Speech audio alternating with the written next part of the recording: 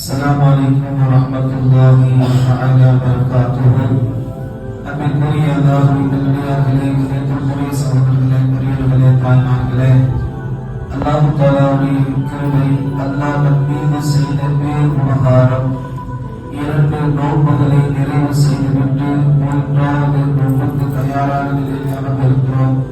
அல்ஹம்துலில்லாஹ். அல்லாஹ் நமது நோன்பையும் நம்முடைய இபாதத்துகளையும் பரிபூரணமாக கபூல் செய்வானாக. மீதம் இருக்கிற நோன்புகளை முறையாக நோற்று அல்லாஹ்வுக்கு பிடித்தமான முறையிலே தக்வா பெற்ற நல் அமல்கள் செய்கிற பாக்கியத்தை அல்லாஹ் நமக்கும் உலக முஃமின்கள் அத்தனை பேருக்கும் அல்லாஹ் நசீபாக்கி தருவானாக. அருமையான முஃமின்களே, இன்று ஓதி முடிக்கப்பட்ட ஒரு சூறாவினுடைய பேர் என்னவென்று சொன்னால் சூரத்து ஆல இம்ரான் என்று ஒரு சூறா. அல் குர்ஆனிலே 3வது வரிசையிலே பதிவு செய்யப்பட்டிருக்கிறது. ஏறத்தாழ 200 ஆயத்துகளை கொண்டது இந்த சூறா. ஆல இம்ரான் என்று சொன்னால், இம்ரான் என்று சொன்னால் ஒரு குடும்பத்தை பற்றி அல்லாஹ் பேசுகிறார். இந்த சூறாவை மதனி சூறா என்று சொல்வாங்க. மதனி என்று சொன்னால் நாம் ஏற்கனவே சொல்லிருக்கிறோம். நபிகள் ஸல்லல்லாஹு அலைஹி வஸல்லம் மதீனாவில் இருக்கிற சமயத்தில் இறங்கியதினால் இந்த சூறாவுக்கு மதனி சூறா என்று பெயர். இந்த சூறாவில் அல்லாஹ் நிறைய செய்திகளை பற்றி பேசுகிறார்.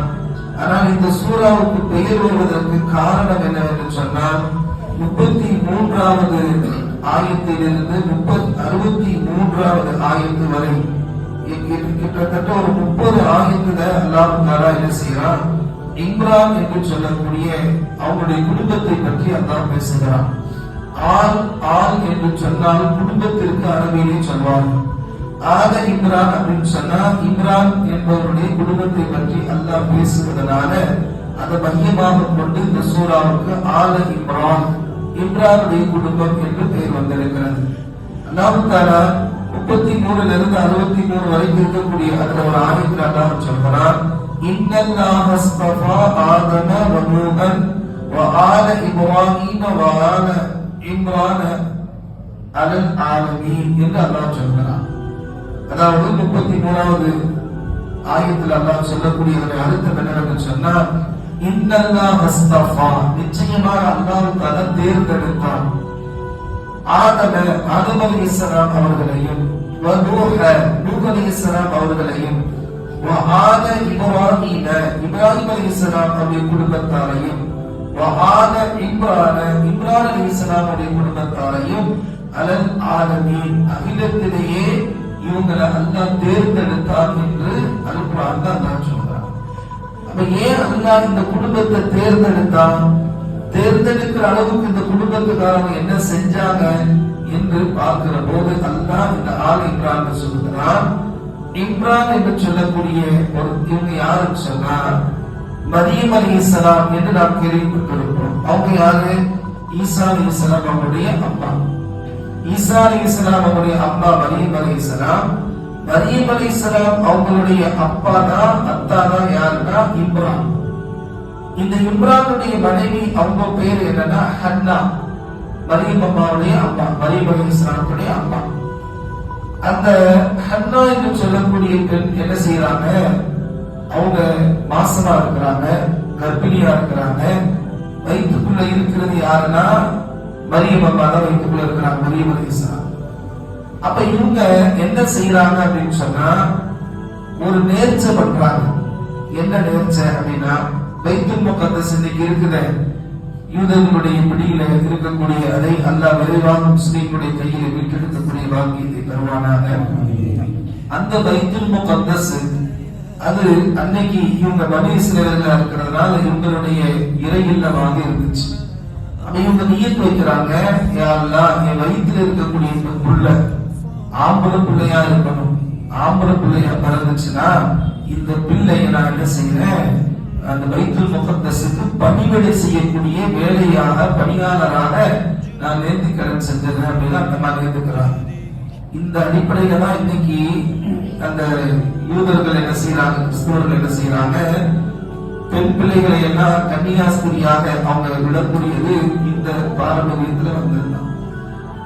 இவங்க என்ன செய்யறாங்க, மரியம் அம்மாவுடைய அம்மா ஹன்னா அவங்க நியத்து பண்றாங்க. ஆனா குழந்தை பிறக்கிறப்ப பொம்பளை பிள்ளையா பிறகு. ஆனா அவங்க நியத்து என்ன, என் வயிற்றுக்குள்ள இருக்கிற குழந்தை ஆம்பளை பிள்ளையா இருக்கணும். அது பிறந்த உடனே அந்த பிள்ளைய நான் வந்து வயிற்று முகத்தசுக்கு பணியாளனாக மட்டும் சொன்னாங்க. ஆனா பிறந்தது பெண் பிள்ளை. ரொம்ப வருத்தப்படுறாங்க. ஏன்னா ஆம்பளை பிள்ளையை தான் விடுவாங்க. இவங்களுக்கு தான் பொம்பளை பிள்ளை பிறந்திருக்கு. அப்ப எப்படி போய் விட, பெண் பிள்ளை எப்படி ஒரு பள்ளிவாசல போய் விட முடியும் அப்படின்னு யோசிக்கிறப்பதான் அல்லாஹ் சொல்றார், அல்லாவே நீங்க எதை நினைச்சு நீயத்து பண்ணீங்களோ அந்த நீயத்தை செஞ்சிருங்க. நீங்க நினைச்ச ஆம்பளை பிள்ளையை விட இந்த பொம்பளை பிள்ளை மூலமாக உலகத்துக்கு மிகப்பெரிய ஒரு அற்புதம் நடக்க போகுது அப்படின்னு அல்லாஹ்வுடைய வகை வருகிறது, உத்தரவு வருகிறது. அந்த அடிப்படையில் என்ன செய்யறாங்க, அண்ணா அவங்க மரியம் அம்மா அவங்கள போய் அந்த வயிற்று முகத்தசுல கொஞ்சம் வளர்ந்து ஒரு 10 வயசு அந்த வயசு வந்த உடனே, ஒரு வயசு வந்த உடனே அவங்க போய் பணியாளராக விட்டுறாங்க. அங்க ஒரு தனியா ஒரு ரூம் இருக்கும். மரியம் அம்மாவை எந்த ஆணும் பார்க்க முடியாது. இந்த மரியம் அம்மாவுடைய சச்சா அல்லது மாமான்னு சொல்லக்கூடியவங்க ஜக்கரியா அலைஹிஸ்ஸலாம், அவங்க அம்மா கூட பிறந்த ஒரு உறவுல வரக்கூடியவங்க ஜக்கரியா நபி ஒருத்தவங்க இருந்தாங்க. இவங்க தான் என்ன செய்வாங்க, அந்த பைத்துல் முகத்தஸுக்கு உள்ள போய் மரியம் அம்மா இருக்கக்கூடிய ரூமுக்கு எந்த ஆணும் போக முடியாது. இவங்க மட்டும்தான் உள்ள போவாங்க. போய் அவங்களுக்கு என்னென்ன வேணுமோ அந்த தேவைகள் எல்லாம் நிறைவேற்றி கொடுத்துட்டு உணவு உடை எல்லாம் கொடுத்துட்டு வெளியில வந்துடுவாங்க. எல்லாரும் தொழுது முடிச்சுட்டு பள்ளியாசலை விட்டு வெளியே போனதுக்கு அப்புறம் மரியம் அம்மா என்ன செய்வாங்க, உள்ளுக்குள்ள இருக்கக்கூடிய கூட்டுறது, கிளீன் பண்றது, மற்ற எல்லா வேலைகளையும் செஞ்சு முடிச்சுட்டு மறுபடியும் அந்த அவங்களுடைய ரூமுக்கு போயிடுவாங்க. இப்படியாக மரியம் அம்மா அவங்க இந்த வேலைகளை செய்து கொண்டிருக்கிற போது அல்லாஹ் தஆலா இந்த மரியம் அலைஹிஸ்ஸலாம் அவங்களுக்கு மிகப்பெரிய ஒரு பாக்கியத்தை தந்திருந்தார். என்ன பாக்கியம் சொன்னா, மரியம் அம்மா அவங்க மற்ற பெண்கள் மாதிரி இல்ல அப்படின்னு அல்லாஹ் தஆலா இந்த சூறாவுல சொல்லுவாங்க. மற்ற பெண்கள் மாதிரி இல்லைன்னா என்ன, மற்ற பெண்கள் மாதத்துல சில நாட்கள் தொழுக முடியாது. அவங்களுக்கு அந்த சில விதமான ரத்த போக்கு வெளியில வந்து தொழுக முடியாத சூழல் எல்லாம் இருக்கும். ஆனா மரியம் அம்மாவுக்கு அந்த மாதிரியான ஒரு நிலையை இல்லாம அல்லாஹ், இது அவங்களுக்கு உள்ள சிரமம். அதே மாதிரி அந்த காலத்துல யூதர்கள் எல்லாம் என்ன நினைச்சிருந்தாங்கன்னு சொன்னா, ஆணும் பெண்ணும் சேர்ந்து திருமணம் முடிச்சு அதன் மூலமாகத்தான் குழந்தை பிறக்கும், இதுதான் நீதி அப்படின்றது இன்னைக்கு நம்மளுடைய நியதி அதுதான். ஆனா யாராலுமே முடியாது, இப்படிதான் இதுதான் நியதி அப்படின்னு நம்பி இருந்தாங்க.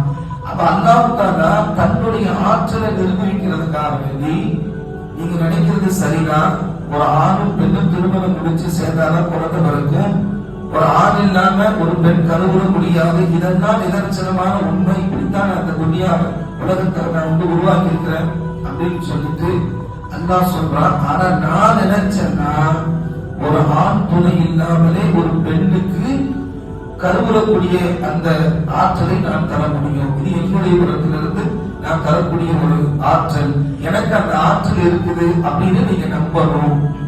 அவங்க நம்பல, அந்த யூதர்கள் நம்பல, அப்படி சாத்தியமே இல்லை அப்படின்னு அவங்க நம்பாம இருந்த அந்த நேரத்துல அல்லாஹ்வுடைய ஆற்றலை வல்லமையை அல்லாஹ் நிரூபிக்கும் விதமாக மரியம் அம்மாவுக்கு அல்லாஹ் தஆலா ஜிப்ரீல் அலைஹிஸ்ஸலாம் அவங்க மூலமாக வந்து குன் அப்படின்னு ஒரு வார்த்தையை போட்டான். உடனே அவங்களுடைய அந்த கருவில் ஊதப்பட்டு அல்லாஹ்வுடைய அந்த என்ற அந்த ஊதுதல் மூலமாக அவங்க கருவுற்றார்கள் என்று குர்ஆன்ல அல்லாஹ் சொல்றான். அப்ப கருவுற்று அதன் மூலமாக ஈசா அலைஹிஸ்ஸலாம் அவங்க பிறக்கிறாங்க என்ற வரலாறு இந்த சூறாவுக்கு அடுத்த சில சூறாக்கள்ல அல்லாஹ் சொல்றான். இங்கு நம்ம கவனிக்கப்பட வேண்டிய விஷயம் என்னன்னு சொன்னா, அல்லாஹ் நினைத்தான் என்றால் எந்த நேரத்திலையும் இயற்கைக்கு மாற்றமாக எல்லாமே நடக்கும். நீங்க நம்ம நினைச்சுட்டு இருக்கிறோம், வேலைக்கு போகணும், சம்பாதிக்கணும், துனியா ஓடுனாத்தான் நமக்கு எல்லாமே நடக்கும் நினைக்கிறோம். இது இயற்கை நிதர்சனமான உண்மை. ஆனாலும் வேலைக்கு போறோம், கொஞ்சமா வேலைக்கு போயிட்டு அல்லாஹ்வுக்கு செய்ய வேண்டிய கடமையை செஞ்சோம்னா நமக்கு என்ன கிடைக்குமோ அது அல்லாஹ் நிரப்பமாக தருவோம். நிறைய பேர் நோம்பெல்லாம் விட்டுட்டு கூட இன்னைக்கு என்ன செய்யறாங்க, சம்பாதிக்கணும், உலகம் படிக்கணும் அப்படின்னு போயிட்டு இருக்கிறாங்க. ஆனா எல்லாம் நினைச்சான்னு சொன்னா கொஞ்ச நேரம் வேலை செஞ்சாலும் அதுக்குரிய பறக்கத்தை அந்த நிறைவாக தருவோம். அந்த நம்பிக்கை எப்படி இருக்கணும், ரப்பு நினைச்சான்னா எனக்கு எல்லா எல்லாமே தருவான். அல்லாஹ் நினைச்சா எல்லாமே தருவான். இதை கொண்டுதான், படிக்கிறத கொண்டுதான் இந்த உலகத்துல ஜெயிக்க முடியும் அப்படின்னு ஒருத்தர் நினைச்சிட்டு இருக்கிறார். இல்ல, அதையும் தாண்டி அல்லாஹ்வுடைய வல்லமை இருக்கிறது. ஒருத்தர் உழைக்கிறத கொண்டுதான் இந்த உலகத்துல பணத்தை சம்பாதிக்க முடியும் நினைக்கிறார். இல்ல, அதையும் தாண்டி வேற வழிகள் எல்லாம் இருக்கிறது.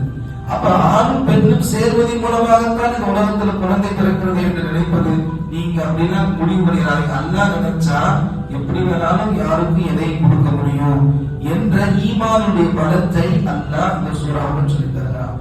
இன்னும் இந்த சூறாவில் ரொம்ப முக்கியமான செய்தி என்னன்னு சொன்னா, ஜக்கரியா அலைஹிஸ்ஸலாம் அவங்க தான் அந்த மரியம் அம்மாவுடைய ரூமுக்கு எடுத்துட்டு போவாங்க, சாப்பாடு எடுத்துட்டு போவாங்க. அப்படி ஒரு நாள் போறப்ப என்ன ஆகுதுன்னு சொன்னா, அவங்க மரியம் அம்மாவுடைய ரூம்ல நிறைய ஃப்ரூட்ஸ் இருக்கு, பழங்கள் இருக்கு. எந்த மாதிரி பழங்கள் சொன்னா, அந்த சீசன்ல கிடைக்காத பழங்கள்லாம் அங்க இருக்கு. உதாரணத்துக்கு இப்ப மாம்பழம் கிடைக்குமா? கிடைக்காது, அது மே மாசம் தான் கிடைக்கும். இது மாதிரி அந்தந்த சீசன்ல அல்லாஹ் சில பழத்தை தந்திருக்கான். அந்த பழத்தை சாப்பிடணும், அதுல மிகப்பெரிய ஷிஃபா இருக்கு. இப்ப தர்பூசணி வந்திருக்கு அப்படின்னா அது இந்த சீசன்ல கிடைக்குதுன்னா அதை சாப்பிட்டா அது ஒரு ஷிஃபா இருக்கு. மாம்பழம் அந்த நேரத்துல வருதுன்னா அதை சாப்பிட்டா அது ஒரு ஆரோக்கியத்தை எல்லாம் வச்சிருக்கான்.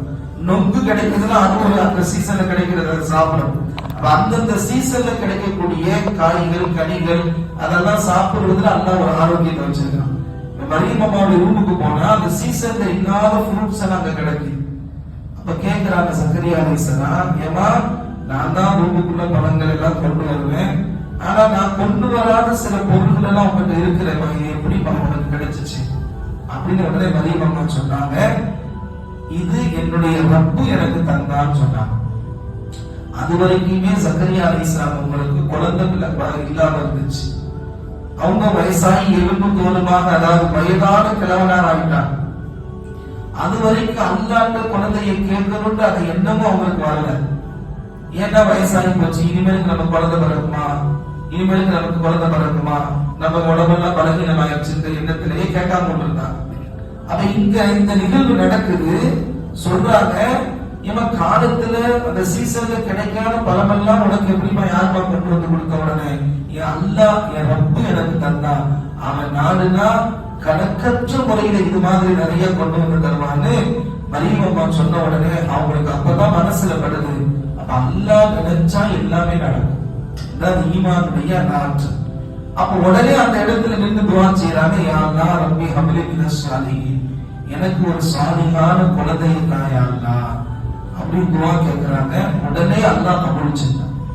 இந்த ஆயத்தை இந்த நிகழ்வை சொல்லிட்டு இதுக்கு விளக்கம் எழுதக்கூடிய சஹாபாக்கள், வலிமார்கள், இமாம்கள் சொல்லுவாங்க, துஆ ஏற்றுக்கொள்ளப்படுவதற்கு சில இடங்கள் இருக்கிறது. அதுல முக்கியமான இடம் என்னன்னா வலிமார்கள் இருக்கக்கூடிய இடம், இறை நேசர்கள் இருக்கக்கூடிய இடம்.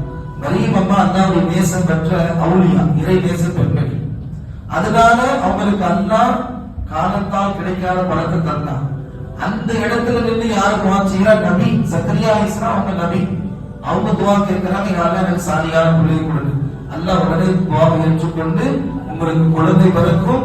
அந்த குழந்தை பிறப்பதனுடைய அடையாளம் என்னன்னா, 3 நாள் நீங்க மக்கள்கிட்ட பேசணும்னு நினைப்பீங்க, ஆனா உங்களுக்கு பேச்சே வராது, இதுதான் உங்களுக்கு குழந்தை பாக்கியம் உண்டாகிறது என்ற அடையாளத்தை அல்லாஹ் சொல்லி தந்த நிகழ்வெல்லாம் இந்த சூரத்துல் ஆல் இம்ரான் அல்லாஹ் சொல்லிட்டான்.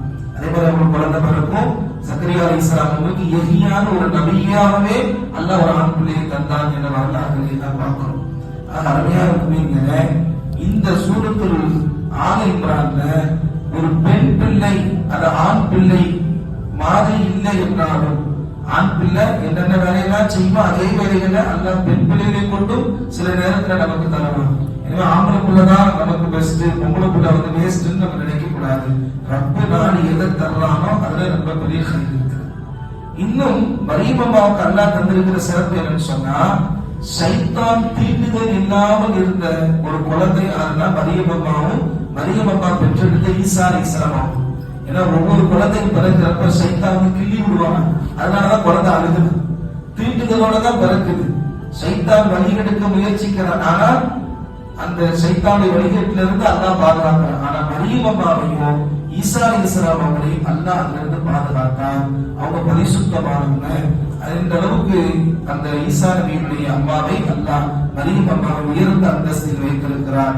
மரியம் அலைஹிஸ்ஸலாம் அவங்களுடைய அந்த குடும்பத்தை பற்றி நாம் இந்த சூறாவில் பார்க்கக்கூடிய மிக உன்னதமான ஒரு படிப்பில் என்னன்னா, அல்லாஹ் நாடுனா எந்த நேரத்திலையும் என்ன விதமான உதவிகளுக்கு நமக்கு செய்ய முடியும்.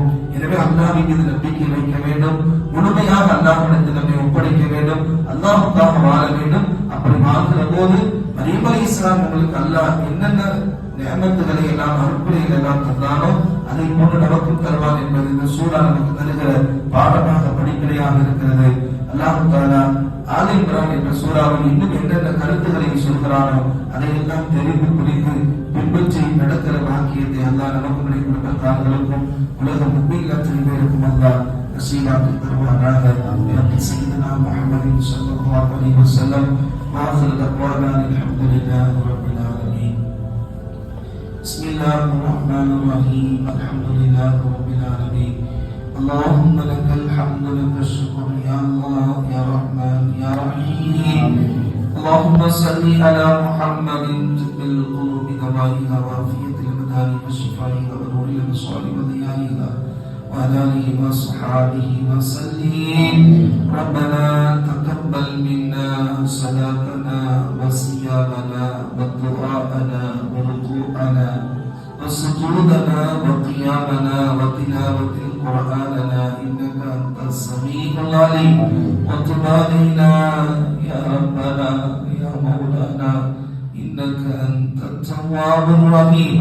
اللهم ربي آتي نفسي تقواها وزكاها وأنت خير من زكاها وأنت وليها ومولاها برحمتك يا أرحم الراحمين.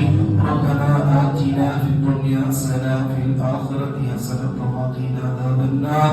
صلى الله تعالى وسلم على خير خلقه سيدنا محمد وآله وصحبه أجمعين والحمد لله.